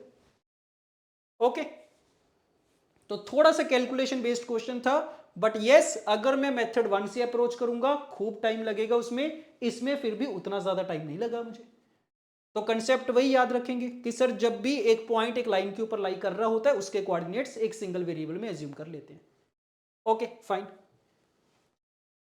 एक और क्वेश्चन है based on the ortho centre, फिर से रीड कर लो, बिल्कुल स्ट्रेट फॉरवर्ड क्वेश्चन है कि सर 3 वर्टिसेस दे रखे हैं ट्राइंगल के और ऑर्थो सेंटर पूछा गया, और एक बार अगर ऑर्थो सेंटर आ गया तो उसकी क्वाड्रेटिक इक्वेशन बनानी है with the help of this. तो स्ट्रेट फॉरवर्ड क्वेश्चन है, ऑर्थो सेंटर फाइंड करने के लिए बोल रहे हैं, this is a part of the homework, try करना इसको खुद से। यस, और एक बार फिर से बता रहा हूं, चेक कर लेना, ऑर्थो सेंटर पूछा गया है तो पहले चेक करना कोई स्पेशल टाइप की ट्रायंगल अगर बन रही है तो अच्छी बात है, नहीं तो फिर मुझे प्रॉपर मेथड फॉलो करना पड़ेगा। Okay done. तो सोल्व करके कमेंट्स में बता देना भाई क्या आंसर आ रहा है। Done. Coming to the next question, पढ़ के देखते हैं। If the line L1 is the angular bisector of the lines L2 and L3 then this is equal to. अब ये ना एंगल बाइसेक्टर के ऊपर क्वेश्चन आ गया, तो टेक्निकली तो एंगल बाइसेक्टर सिलेबस में से रिमूव हो चुका है, बट एंगल बाइसेक्टर की जो इक्वेशन होती है ना, बड़ी सी इक्वेशन होती थी, वो हमारे सिलेबस का पार्ट नहीं है, सही बात है, उसको अगर मैं ना भी याद रखूंगा कोई बात नहीं है, बट बेसिक आइडिया मुझे एंगल बाइसेक्टर का होना चाहिए। तुम्हें पता है ट्राइंगल के अंदर भी काफी बार एंगल बाइसेक्टर की बात आ जाती है, तो वैसे क्वेश्चन तो आ ही सकते हैं। तो बस एक बार ना एक प्रॉपर्टी रिवाइज कर लेते हैं एंगल बाइसेक्टर की with the help of this particular question. Yes, देखना क्या बोला गया, line L1 is the angular bisectors of the line L2 and L3। एक लाइन है, बाकी दो की एंगल बाइसेक्टर है, अल्फा बीटा पूछा गया मेरे से, कर लेते हैं ट्राई, एक डायग्राम बना लेते हैं जल्दी से। सो ये L2 वाली लाइन है, ये L3 वाली लाइन है, और L1 वाली लाइन इनकी एंगल बाइसेक्टर है, ये सिचुएशन चल रही है। क्या कुछ गिवन है देखो ध्यान से, L1 की इक्वेशन गिवन है सर, L2 की इक्वेशन भी गिवन है, L3 की इक्वेशन फाइंड करनी है, अल्फा बीटा फाइंड करना है मुझे। देख के बता दो how to solve this question, कैसे फाइंड करा जाएगा alpha beta, how to use the condition that this is the angle bisector, बता सकते हैं कुछ? दो वेरिएबल्स हैं अल्फा बीटा, दो अननोन्स फाइंड करने हैं सर, ये समझ में आ रहा है, तो क्या करेंगे? अब देखो अगर मुझे कुछ नहीं पता ना तो मेरा दिमाग कैसे काम करता है कि सर पहली चीज तो कि ये जो पॉइंट ऑफ इंटरसेक्शन है ना, तीनों में कॉमन है जो पॉइंट पी, ये फाइंड कर लूंगा मैं, कैसे? L1 L2 को सोल्व करके, और अगर P पॉइंट आ गया इसको L3 में सेटिस्फाई करवा देंगे। तो मेथड 1 तो ये समझ में आ रहा है कि P फाइंड करके इसको L3 में सेटिस्फाई करवा देंगे, अल्फा बीटा में एक इक्वेशन आ जाएगी। एक इक्वेशन और चाहिए होगी सर, अल्फा बीटा दो वेरिएबल्स है, तो उसके लिए क्या करते हैं, ये वाले दोनों एंगल्स क्योंकि बराबर हैं सर, एंगल बाइसेक्टर है, तो tan थीटा वाली कंडीशन लगा देती है ना, तो फर्स्ट वाले से tan थीटा, सेकंड वाले से tan थीटा फाइंड करके दोनों को इक्वेट कर देते हैं। सो इक्वेट द tan थीटा, यहां से अल्फा बीटा में दूसरी इक्वेशन आएगी, दोनों को सॉल्व कर देंगे, अल्फा बीटा आ जाएगा। एक तो ये मेथड हो गया, सही बात है, बट मैं अगेन हमेशा अवॉइड करता हूं tan थीटा से लगा के उनको इक्वेट करना। रिफ्लेक्शन वाले क्वेश्चंस में भी मैंने आपको यही बताया था कि भाई tan थीटा लगा के अगर इक्वेट करोगे ना, हमेशा कंफ्यूजन होने के चांसेस रहते हैं उसमें, क्योंकि मॉडुलस हटा के प्लस माइनस के दो साइन लेने पड़ते हैं, कई बार उसी में कंफ्यूज हो जाते हैं कि सर कौन सा आंसर सही रखना है, प्लस वाला रखना है या माइनस वाला, तो ये मैं इसमें भी अवॉइड करूंगा। कोई और तरीका सोच के बताओ, क्या तरीका फॉलो करा जाए, मेथड 2 कुड बी।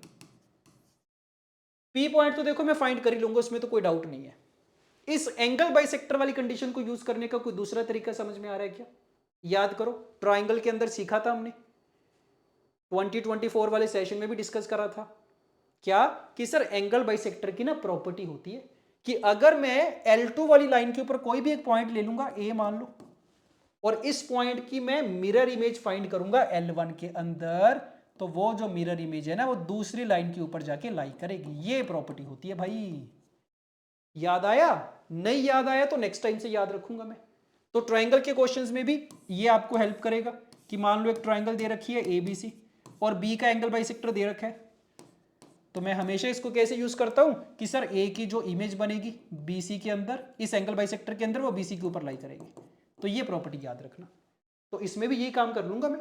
एक काम करते हैं कि सर कोई भी एक रैंडम सा पॉइंट चूज कर लेते हैं इसके ऊपर, कोई भी ले लो जो भी आपका मन करे। कौन सा ले? y को 0 रख दें क्या, या x को 0 रख देते हैं? Put x is equal to 0 and y is equal to 1। But नहीं, x equal to 0 y equal to 1 तो इनका इंटरसेक्शन पॉइंट है, इसको भी सेटिस्फाई कर रहे हैं। लो बाई चांस P पॉइंट भी मिल ही गया, x is 0 y is equal to 1। तो कोई दूसरा पॉइंट ले लेते हैं, y को 0 पुट कर देते हैं, तो y को अगर 0 करेंगे x की वैल्यू -1 आ जाएगी। तो कर दे, a पॉइंट की इमेज फाइंड कर देते हैं। फॉर्मूला हमें पता ही है, इसको मान लो h, k लगा दो formula. So h +1 upon a की वैल्यू कितनी है -2 is equal to k -0 upon b की वैल्यू, इसको मैं दोबारा से लिख लूं क्या, -2x + 3y - 3 is equal to 0। तो b की value is 3 is equal to -2 times point को इस लाइन में पुट करना है। सो 2 - 3 -1 अपॉन a² + b² 13, ऐसा कुछ आ रहा है। तो थोड़ी अजीब सी वैल्यू आ रही है। h is equal to 1 -1 -4/13 and k is equal to 6/13। Calculation देख लेना अपने आप एक बार। h और k की वैल्यूज मैंने फाइंड कर दी हैं आपको। यस, तो h और k का मतलब ये वाला पॉइंट आ गया जो इसको सेटिस्फाई करेगा। अब बता दो अल्फा बीटा की वैल्यूज आ जाएंगी क्या? हाँ जी सर, अब तो आ ही जाएंगी। एक बार 1,0 सेटिस्फाई करवा देंगे L3 के अंदर, x is 0 y is 1, beta की वैल्यू तो डायरेक्टली आ गई है -17। और एक बार a' को सेटिस्फाई करवा देंगे तो अल्फा की वैल्यू भी आ जाएगी। So alpha into x plus beta into y plus 17 is equal to 0। यहां से अल्फा फाइंड कर लेना, you'll get the answer. Done. तो जो एंगल बाइसेक्टर की बड़ी सी इक्वेशन होती है ना, उसको याद रखने की जरूरत नहीं है, वो सिलेबस का पार्ट नहीं है। बट ये जो बेसिक चीज होती है कि एंगल बाइसेक्टर का मतलब थीटा थीटा बराबर होंगे सर, पता होना चाहिए। ये जो प्रॉपर्टी एंगल बाइसेक्टर की, ये भी पता होना चाहिए। इतनी जानकारी तो रखो कम से कम। Okay fine. One last question, सबसे जो बढ़िया क्वेश्चन था सबसे लास्ट में रखा है, पढ़ के देखो, ट्राई करो इसको। Consider the triangles with vertices. अच्छा, पहली चीज ही नोटिस कर पा रहा हूं मैं, ट्राइंगल्स लिखे, इसने ट्राइंगल नहीं लिखा। एक से ज्यादा ट्राइंगल्स होंगी with the vertices a b and c. अच्छा सर, इसीलिए क्योंकि यहां पे ना अननोन आ गया टी, और टी की रेंज भी दे रखी है 0 से लेकर 4 के बीच में हो सकता है। ठीक बात है। If the maximum and the minimum perimeters of such triangles are obtained at t is equal to alpha and t is equal to beta, कि t is equal to alpha पे तो पेरीमीटर कैसा बोला गया, मैक्सिमम होगा, और इस पे पेरीमीटर होगा मिनिमम। अच्छा, then 6 alpha plus 21 beta is equal to. तो लग रहा है थोड़ा सा आइडिया कि सर मैक्सिमा मिनिमा का कंसेप्ट यूज करने की ट्राई कर सकते हैं। एक बार पेरीमीटर को मैक्सिमाइज करना है, एक बार मिनिमाइज करना है, तो वो अल्फा बीटा की वैल्यूज फाइंड करने के लिए बोला गया।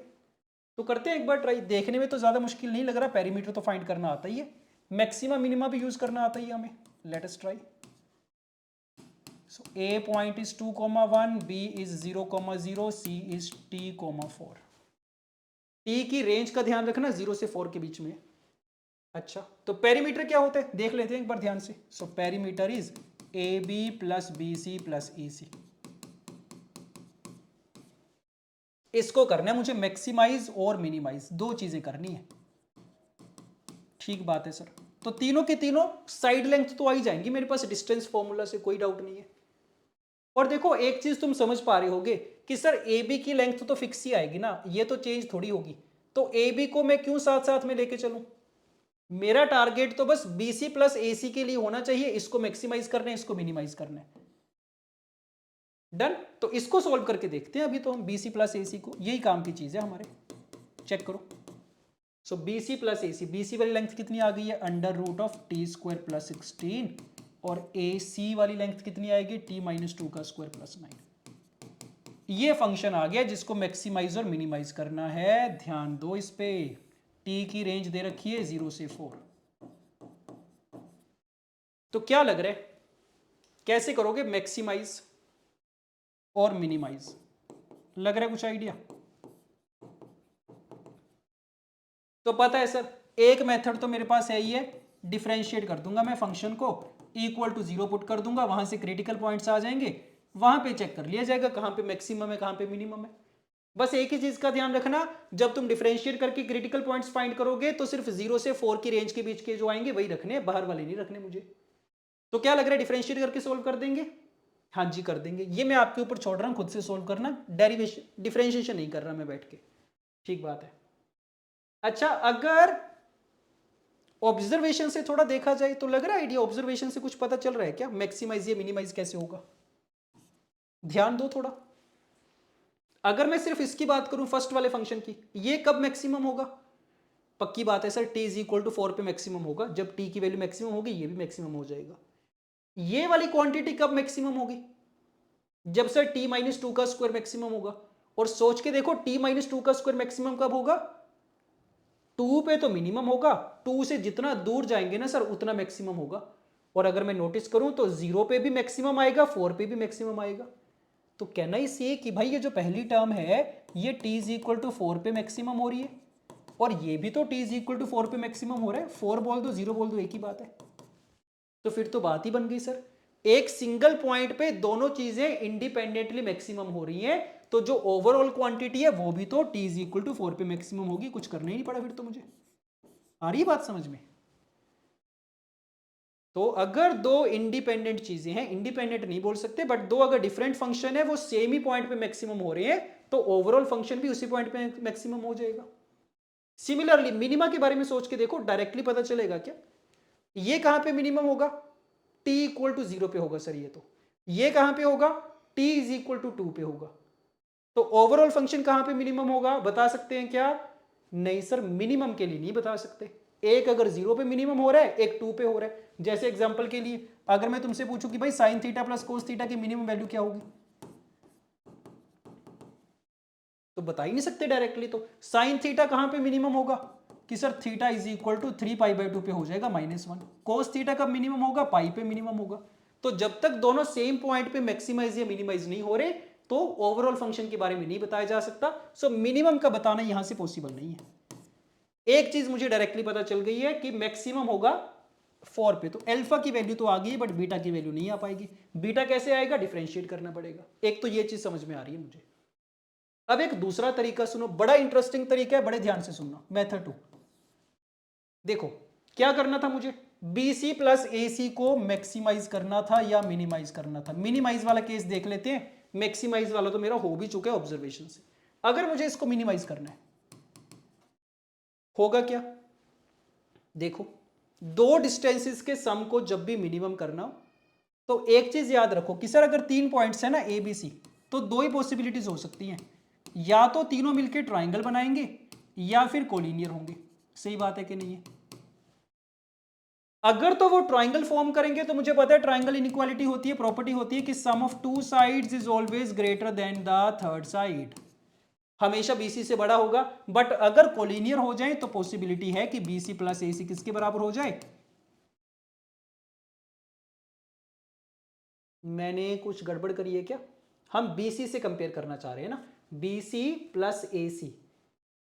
एक काम और करते हैं फिर, इसको मैं देखो कोलिनियर वाला केस लेना था, इसको पलट के लिख देते हैं। अब देखो ध्यान से, नहीं अब भी गड़बड़ है सर, सॉरी सॉरी सॉरी, मैंने ही गड़बड़ करी है। BC plus AC should be greater than AB आएगा यहां पे। सॉरी सॉरी सॉरी, यस, तो ये ग्रेटर देन AB हो जाएगा और इस केस में BC प्लस AC बराबर AB हो जाएगा। क्या नोटिस कर पा रहे हैं कि सर पहले वाले केस में AB से बड़ा आ रहा है, ये सेकंड वाले केस में AB के बराबर आ रहा है। तो मतलब मिनिमम वैल्यू तो यही वाली हुई ना कि BC प्लस AC की minimum value should be AB। Yes और नो? सही। तो एक चीज मुझे कंफर्म हो गई है कि BC प्लस AC की जो मिनिमम वैल्यू होगी वो AB के बराबर होगी, और वो होगी कब? जब ये तीनों पॉइंट्स आपस में कोलिनियर हैं। ये एक मुझे नया कंसेप्ट पता चल गया, नेक्स्ट टाइम से मैं याद रखूंगा कि जब भी दो डिस्टेंसेस के सम को मिनिमम करने हैं तो वो ए बी के बराबर हो जाएगा जब तीनों कोलिनियर हो जाएंगे। ठीक है, तो अब मेरा टारगेट क्या है? अब तो क्वेश्चन आसान हो गया कि सर बी सी और ए को कोलिनियर करवाना है, करवा देते हैं। बट उसके लिए मुझे थोड़ा आइडिया लेना पड़ेगा कि इनकी पोजीशंस कैसे कैसे है। तो एक बार ना कोऑर्डिनेट एक्सिस पे डायग्राम बना के आइडिया लेते हैं, थोड़ा ध्यान देना। बी पॉइंट तो कहां पे? 0,0 पे। ए पॉइंट कहां पे? 2,1। ये मान लो ए पॉइंट आ गया। सी पॉइंट चेक करो कहां पे? सी पॉइंट तो sir y is equal to 4 वाली लाइन के ऊपर है, और y इज इक्वल टू 4 तो यहां पे कहीं पे होगा, ए के ऊपर होगा, ये तो यहां पे कहीं पे है सी पॉइंट। तो अब सोच के बताओ मुझे डायग्राम से, क्या बी सी और ए कोलिनियर हो सकते हैं? और कोलिनियर भी कैसे होने चाहिए कि सी वाला पॉइंट बी ए के अंदर आना चाहिए। तो क्या ये पॉसिबल है? बी ए के अंदर आ सकता है क्या सी वाला पॉइंट? तो नहीं सर, पॉसिबल ही नहीं है। सी पॉइंट तो यहां पे घूम रहा है कहीं पे, इसके अंदर कैसे आ जाएगा? तो प्रॉब्लम हो गई, फिर से स्टक हो गए हम लोग। इसको कोलिनियर करना पॉसिबल ही नहीं मेरे लिए। अब क्या करेंगे? अब एक नई चालाकी करेंगे हम कि जब भी ऐसे सिचुएशन आ जाए पॉसिबल ना हो, मैं क्या करूंगा ना, मैं ना इमेज लूंगा। तो देखो बी पॉइंट की इमेज ले रहा हूं, अब मैं ध्यान देना, बी पॉइंट की मैं इमेज लूंगा y इज इक्वल टू 4 में। कहां पे जाएगी? ऊपर की तरफ जाएगी। और फॉर्मूला लगाने की जरूरत नहीं है, डायरेक्टली बता सकते हैं देख के। क्या कि सर ये 0,0 था, ये डिस्टेंस 4 था, ऊपर भी 4 आएगा, 0,8 आ जाएगा। अब इमेज लेने से फायदा क्या हुआ? ध्यान दो, मुझे क्या करना था? BC प्लस AC को मिनिमाइज करना था। यस, BC प्लस AC को मिनिमाइज करना था। और अगर मैं डायग्राम से देखूं, इमेज लेने से फायदा क्या हुआ कि ये जो BC वाला डिस्टेंस होगा और B' होगा, दोनों बराबर होंगे। क्योंकि जब भी इमेज लेते हैं ये दोनों ट्रायंगल्स हमेशा कॉन्ग्रुएंट बनती होती है। यस, तो अगर BC और BC' दोनों B' दोनों बराबर हैं तो इसको लिखा जा सकता है that this is same as B' plus AC। Yes और नो? तो BC वाले डिस्टेंस को मैंने रिप्लेस कर दिया B' से। अब फिर से सर सेम सिचुएशन आ गई है, दो डिस्टेंसेस के सम को मुझे मिनिमम करने। तो मुझे पता है मिनिमम डिस्टेंस कितना हो सकता है? B' के बराबर होगा। और ये होगा कब? जब तीनों पॉइंट्स कोलिनियर हो जाएंगे। कौन कौन से तीनों points? B', C and A।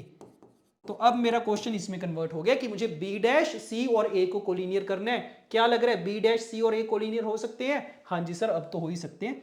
Diagram से पता चल रहा है, यहां पे अगर B' है, A यहां पे है, तो मैं इन दोनों को अगर ज्वाइन करूंगा तो C पॉइंट यहां पे रखना पड़ेगा मुझे। बस अब कोलिनियरिटी की कंडीशन लगा देते हैं। देखो ये रहा हमारा B', ये रहा C, ये रहा A। B' के कोऑर्डिनेट्स 0,8, C के कोऑर्डिनेट्स T,4, A के कोऑर्डिनेट्स 2,1।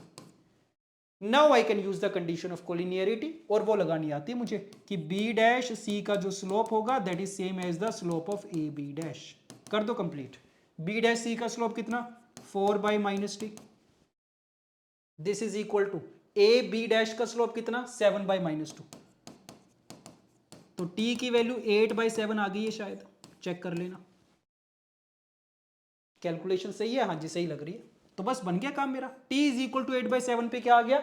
डिस्टेंसेस का सम मिनिमम आ गया। तो बीटा की वैल्यू इज 8/7। यस, तो ये बड़ा इंटरेस्टिंग कंसेप्ट है। काफी बार इस पे डायरेक्ट क्वेश्चन भी पूछ लिया जाता है कि सर ए पॉइंट पता है, बी पॉइंट पता है, सी पॉइंट इस लाइन के ऊपर लाई कर रहे हैं, तो बता दो ए बी ये वाले डिस्टेंसेस का सम मिनिमम कब होगा? तो कंसेप्ट हमेशा यही होगा, डायग्राम बना के देखेंगे। अगर तो डायरेक्टली कोलिनियर होना पॉसिबल है तो अच्छी बात है, अगर डायरेक्टली पॉसिबल नहीं है तो पहले मुझे इमेज लेके उसको दूसरी साइड पे लेके जाना पड़ेगा। ओके डन, ठीक बात है। ओके, तो अगेन अगर ये तरीका मुझे आता है तो बड़ी अच्छी बात है, नहीं तो डेरिवेटिव वाला ऑप्शन तो मेरे पास है ही है। जब भी किसी को मैक्सिमाइज या मिनिमाइज करना है, डिफरेंशिएट करके इक्वल टू 0 कर देंगे। ओके डन, ठीक है जी। तो इसी के साथ ये सेशन हमारा कंप्लीट है। ये वाला क्वेश्चन काफी ज्यादा इंटरेस्टिंग क्वेश्चन था, इसको एक बार दोबारा से देख लेना। बाकी क्वेश्चन मोर और लेस काफी बेसिक थे, काफी स्ट्रेट फॉरवर्ड थे। ओके, इसके अलावा अगर हमें प्रैक्टिस करनी है टॉपिक वाइज क्वेश्चंस की from the previous years, you can go to the Marks app, वहां से टॉपिक वाइज क्वेश्चंस की प्रैक्टिस कर सकते हैं। Okay, so fine, this is it for now. Thank you, bye bye.